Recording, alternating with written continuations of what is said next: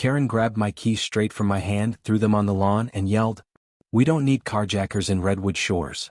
That was the exact moment I knew I had walked into something way bigger than just a neighborhood dispute. It had been less than 3 minutes since I pulled up in my brand new Rolls-Royce to the house I had just bought, my dream home. I hadn't even locked the door when she stormed out in flip-flops, holding a clipboard in rage in both hands. Her blonde bob bounced like it was angry too. At first I thought she was just nosy. But then she looked me dead in the eye and said, "There's no way someone like you can afford a house like this unless you stole it." That's when I realized, this wasn't just about the car. It wasn't even about the house. It was about me. The way I look, the color of my skin, my age. I'm 22, black, and a tech founder. And yes, that is my car. And yes, that is my house. But to Karen, I was just another suspicious person who needed to be removed. So she called the cops. And what happened next? Well, let's just say this isn't the story she thought she was starring in. But before we dive into how this story unfolded, and trust me it gets wild, do me a quick favor. Hit that like button to support the channel. It seriously helps more than you think. Subscribe if you're into real stories where justice actually happens. We've got new Karen episodes daily, and some of them go way off the rails. And let us know in the comments, what city are you watching from? We love seeing how far these stories reach. Alright, let's go back to the moment I moved in, when everything began. The sun was just starting to dip when I pulled into my new driveway. The concrete was still clean from the power wash, and the sold sign was leaning awkwardly against the trash bin. The house was perfect, tall palms, white fence, big porch. The kind of house you grow up dreaming about if you grow up like I did. And the car? A gift to myself. A matte black Rolls-Royce Ghost. 6 months ago I would have laughed if someone told me I'd be buying one. But then our app got acquired, 8 figures. I took care of my mom, paid off my student loans, and said goodbye to roommates. I was halfway through texting my brother a picture when I caught the motion in my mirror. She came out fast. Flip-flops slapping the pavement. Clipboard in one hand, phone in the other. A pastel pink cardigan flapping like a cape of authority. She looked like every concerned neighbor meme, except she was real. And she was coming straight for me. "Hey, excuse me. What do you think you're doing?" I stepped out of the car, trying to look non-threatening. I even smiled. "Just moved in. 1437 Redwood Crescent. I'm Elijah." She didn't smile back. Her eyes scanned my face, then my arms, then my clothes. Black t-shirt, jeans, Nikes. Not exactly what she expected, I guess. "You," she said, squinting. "You bought the Hargrove house?" "That's right," I nodded, holding up my phone with the Zillow receipt. I was about to open the email with the closing docs. She didn't even look. "That's impossible," she snapped. The Hargroves were very particular. They wouldn't sell to, she caught herself, but not soon enough. "To what?" I asked. "Come." I was already getting that cold tightening in my chest. I knew what she meant. "To strangers," she finished almost proudly. "This is a gated community. We don't let just anyone in here. Especially people who roll up in that." She pointed at my car like it had committed a crime. I held back a sigh. The gate was open. Movers came through an hour ago. I have the access code now. That's when she did it. She stepped forward, snatched my car keys right from my hand and flung them. They landed somewhere in the grass. "You're not going anywhere," she barked. "I'm calling the sheriff." I didn't move. "Ma'am, I think you're making a mistake." "Oh no," she said, already tapping her phone. "The mistake was letting you in here in the first place." She turned away and started yelling into the phone like a soap opera villain. "Yes, officer. There's a black male outside my neighbor's house. Driving a luxury car. He's claiming he lives here, but there's no way. It's a scam, possibly stolen property. Maybe drugs. I don't feel safe." She paused, glanced over at me with a smug smirk, then added, "Hurry. He's getting aggressive." I hadn't moved an inch. 2 neighbors had started watching from their lawns. One of them, an older white guy in a fishing hat, pulled out his phone. Whether to record or call someone I couldn't tell. I picked up my keys quietly, walked to my trunk, and started pulling out my suitcase. "You're seriously just gonna stand there and pretend you live here?" Karen snapped. I looked at her. "I don't have to pretend." That made her even madder. "You know what I think? I think you hacked someone. Maybe you stole their info. Or maybe this is some kind of TikTok stunt. Either way, I've got you on video." She started recording me with her phone, narrating. "This man is pretending to own a home in Redwood Shores. If you recognize him, call the authorities." A small kid on a scooter rolled past and asked his mom, "Is he in trouble?" "No," I said out loud. But someone here might be. That's when two sheriff's cars rolled around the corner, lights flashing but sirens off. Karen lit up like it was Christmas. "Oh, thank God," she gasped, running toward them. "Officers. Over here. It's that one. The black one by the Rolls-Royce." They parked and stepped out slowly. One older guy, one younger. Hands near their belts. I raised mine slightly. "I can explain." The older one nodded. "We'll need ID, registration, proof of ownership for the vehicle and the property." I already had it ready. While they checked, Karen hovered behind them, muttering, "Fake papers. Gotta be. Probably has an accomplice somewhere. This is how they do it." "They?" The younger officer turned to look at her. Karen smiled like a teacher catching a child lying. "You know, these scammers. They know how to make things look official. But I've been HOA president here for 7 years. I would know if someone like him moved in." The older officer raised an eyebrow. "Someone like him?" Karen opened her mouth, closed it again. "I meant young. Young and flashy. You know how these influencers are." They didn't reply. Then the younger one said quietly to his partner, "Everything checks out. Registered owner. Clean record. House deed matches. Looks like he's legit." Karen overheard. Her eyes twitched. No. No. Run it again. Something's off." The officer turned to her. "Ma'am, please calm down. That can't be right. There's no way. Not with that car." A new voice chimed in. "Actually, I have something you might want to see." Everyone turned. Across the street, that same older neighbor, the one with the fishing hat, was holding up his phone. My doorbell cam caught the whole thing, including the part where this lady said, and I quote, "We don't need his kind ruining our neighborhood." Karen's face froze. She looked like someone just unplugged her. The officer said, "Can you email us that footage?" "Already did," the neighbor smiled. "Check your inbox." Karen's mouth opened again, but no sound came out. And that is where everything started to shift. The moment that video was mentioned, Karen's body language shifted completely. She'd gone from righteous to rigid in a heartbeat. She tried to recover, straightened her spine, squared her shoulders, but her voice cracked when she spoke. "That recording doesn't prove anything," she said, forcing a laugh. "People take things out of context all the time. I was just expressing community concern. I didn't mean." The older officer raised his hand to stop her. "Ma'am, we're going to review the footage. Please step aside while we do that." Karen looked like she wanted to say something else, but her lips clamped shut. She stepped back, barely, arms crossed, eyes burning a hole through me like I'd ruined her perfect day. I stayed still. Come. But inside, my heart was jackhammering. Not because I was scared. Because I'd been here before. Not exactly like this, but close enough to feel it in my bones. It's a unique kind of fury, the one that comes when people see your skin and not your story. The officers huddled over the neighbor's phone. The older one frowned. The younger one muttered something like, "Wow." I could see Karen watching them like a hawk. Her jaw twitched every time they rewound. Then a small group started to gather. Curious neighbors, some with dogs, some with phones out, one even holding a toddler. Nobody said anything, but you could feel the shift. The air had weight. A woman in yoga pants whispered to her husband, "Is that the new owner?" He nodded. She whispered back, "Good for him." Karen heard that. I know she did. Suddenly she marched over to the officers. "Okay, this has gone on long enough. Are you going to do your jobs or what?" The older cop turned, calm but firm. "We're doing our job, ma'am. Please stop interrupting." "But he's trespassing." "No, ma'am," said the younger one, glancing at his notes. "He's not. He owns the property. We confirmed it through the county records and his documents match. You made a claim that doesn't hold up." Karen blinked. "Wait, what?" "He's the registered owner. Bought the home last month. Closed 2 weeks ago. All legal.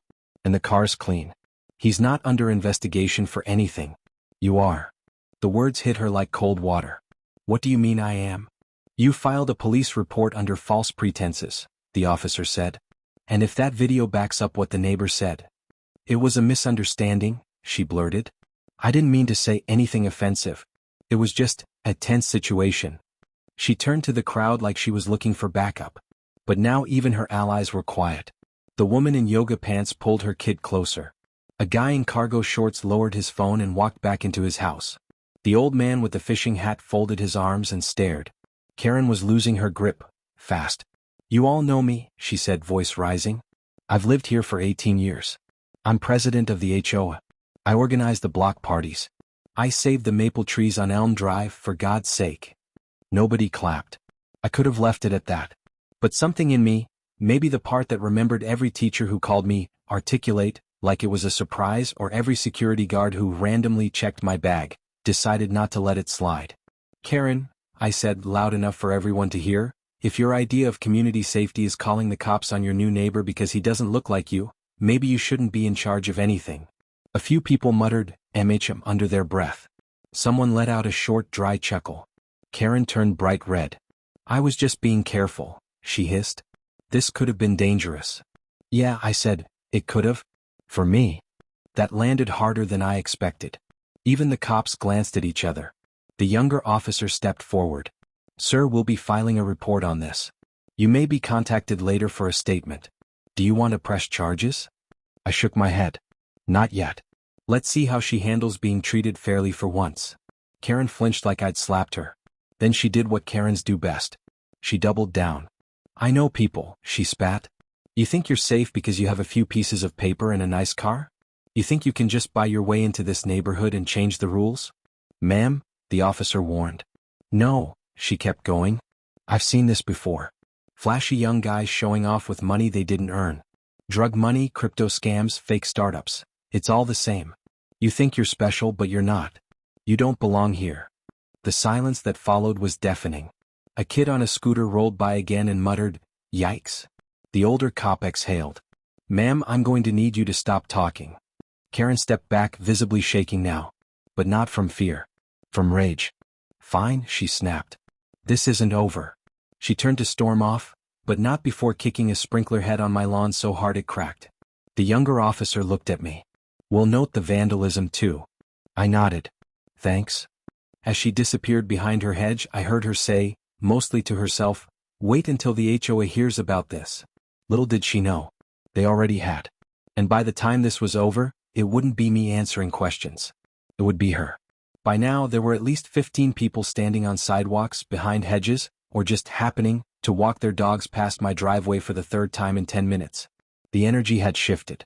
When Karen first came storming out, everyone looked at me. Now they were all looking at her. One lady in slippers whispered to another, She's really going too far this time. Karen could feel it too. She was losing control, and when people like her feel that, they lash out harder. She whipped out her phone again, muttering to herself, fingers flying over the screen. I didn't pay much attention, figured she was texting her bridge club or writing a strongly worded Yelp review about my skin tone. Until I heard a ping. From the other side of the cul-de-sac, a younger guy in a tracksuit, maybe late 30s, pulled out his phone and blinked. No way, he muttered. What? Someone asked. He held up his screen. Karen just sent this to the entire Redwood Shores HOA app thread. Look. And he read it out loud. Possible scam alert. Young male seen entering 1437 Redwood Crescent with luxury vehicle. Unknown resident, not vetted by HOA. May be armed or dangerous. Please stay inside and do not approach. Authorities on site. Stay safe. Silence. Then someone whispered, Jesus Christ. The younger cop, the one who'd been mostly quiet, looked up sharply. Did you say, armed or dangerous? The guy nodded. It's right here. Time-stamped. 10 minutes ago. I didn't move. I didn't breathe. That was it. That right there was how people get shot. I hadn't raised my voice. I hadn't made a sudden move. I hadn't even walked closer to anyone. And yet she'd sent out a mass message warning the community that I might be violent. That was the real danger. Not my presence. Her words.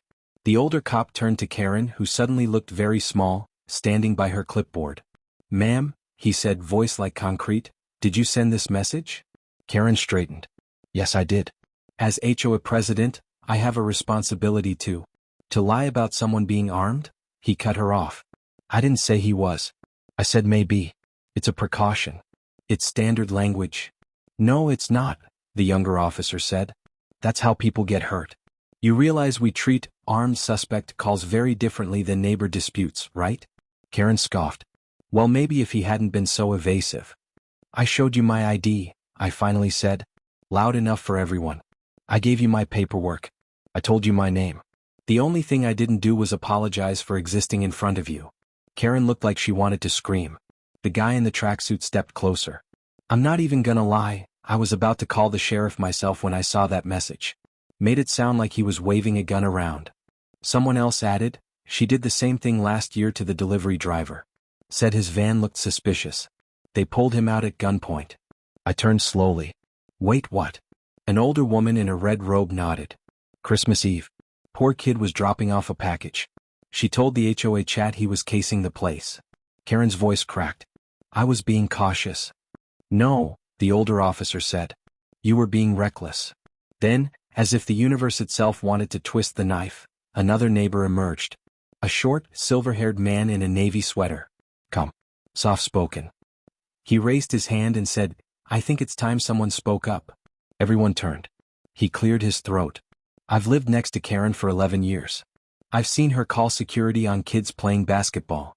I've seen her take pictures of gardeners and mail carriers and say they were scouting the neighborhood. And I've heard her say, more than once, that certain types bring down the value of redwood shores. Karen gasped. How dare you? Because it's true, he said. And I'm done staying quiet about it. The air went flat. That was the crack. The first real crack in her armor. Even the people who weren't on my side didn't look like they were on hers anymore. Then the HOA treasurer, a woman in a green sweater with a clipboard of her own, walked over to the cops. She spoke low, but I caught most of it. We've been reviewing complaints against Mrs. Wellington for over a year. There's an emergency vote scheduled for tonight. Several residents want her suspended. What you're witnessing now is not surprising. Karen heard it too. What are you talking about? She shouted. I am the HOA. I built this neighborhood. Without me there'd be graffiti and street racing and garage bands every night. The younger cop muttered, honestly, sounds kind of fun. Karen wheeled on me. This is your fault. You planned this. You set me up. I laughed. All I did was move in. She lost it. No, this is a coordinated attack. You people always act like victims, but you're the ones tearing things down. Everyone froze. Even she knew she'd said too much. You could feel the words she didn't say. The older cop stepped forward. Mrs. Wellington, we're advising you to stop speaking for your own protection. But Karen wasn't done. Oh no. She pivoted to the crowd, looking for any shred of support. Are you really going to take his side? You don't know him. For all you know, he is dangerous. He could have bought that house with laundered money. Or stolen someone's identity. Look at him. I took a step forward. Not aggressive. Just clear. Look at me, I said. What do you see, Karen? She blinked. Exactly. And that, right there, was the moment the crowd stopped being a crowd. It became a jury. One by one, people turned their backs to her. The old man in the fishing hat shook his head and walked away. The lady in the robe turned to me and said, Welcome to the neighborhood, honey. The guy in the tracksuit clapped me on the shoulder. We got your back. Karen stood there, mouth open. She didn't know what to say anymore. She'd thrown everything she had. Her fear, her status, her whiteness, her position, her clipboard, and it had landed in a pile of wet leaves. The younger cop's radio crackled. He listened, nodded, then looked at Karen. Mrs. Wellington, we'll need you to remain on the premises. You're not under arrest at this moment, but you may be facing charges depending on further review. She opened her mouth again, but for once said nothing. Just then, a little girl across the street tugged on her mom's arm and asked, Why was that lady so mean to the nice guy with the cool car? The mom didn't answer. But the look on Karen's face said everything. This wasn't over. Not yet. But now, for the first time, she wasn't the one in control. I bent down to grab a box of books from the trunk, and that's when I heard her breathing behind me. Heavy. Shaky. Rage-filled. I straightened up slowly and Karen was right there. Too close. Eyes wide, hands clenched, lips trembling like she couldn't hold back another second. You think this is over? She hissed. You think these people care about you? They're just scared to say the truth. I didn't respond. That made her explode. Say thank you, she suddenly screamed. Say thank you that I didn't let the cops handle you the way they should have. The crowd gasped. One of the kids on a bike whispered, What did she just say? I kept my voice calm. Karen stepped back. But she didn't.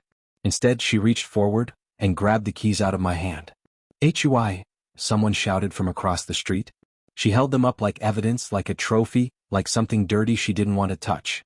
Then she threw them, overhand, into my yard. The keys landed somewhere deep in the grass with a sharp clink. And she screamed, We don't need carjackers in Redwood Shores. That was The silence that followed wasn't silence, it was a vacuum. Like the whole street got unplugged.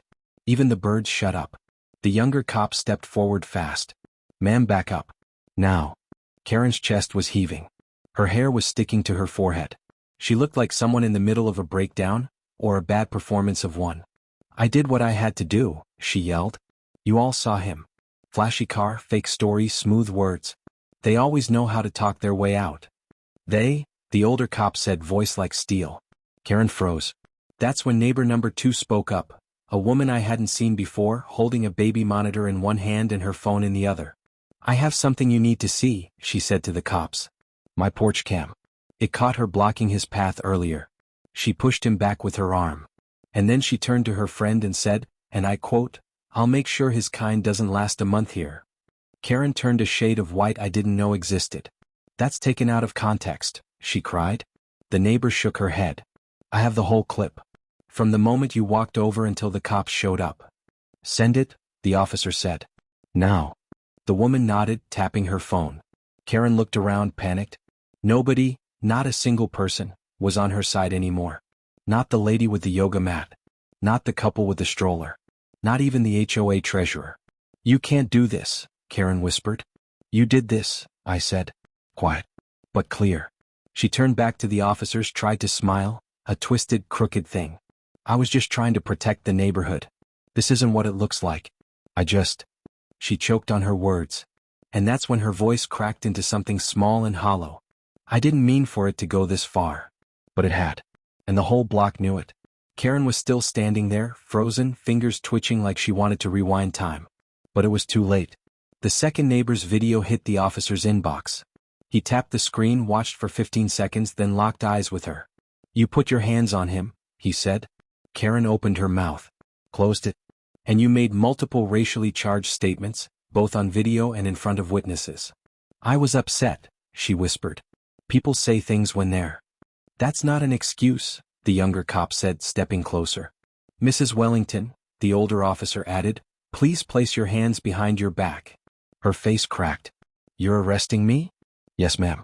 For filing a false police report, public verbal harassment with discriminatory intent, and physical intimidation." She backed up, shaking her head like a malfunctioning toy. "I'm the president of the HOA. "Not anymore," the treasurer said flatly. Karen's voice went shrill. No.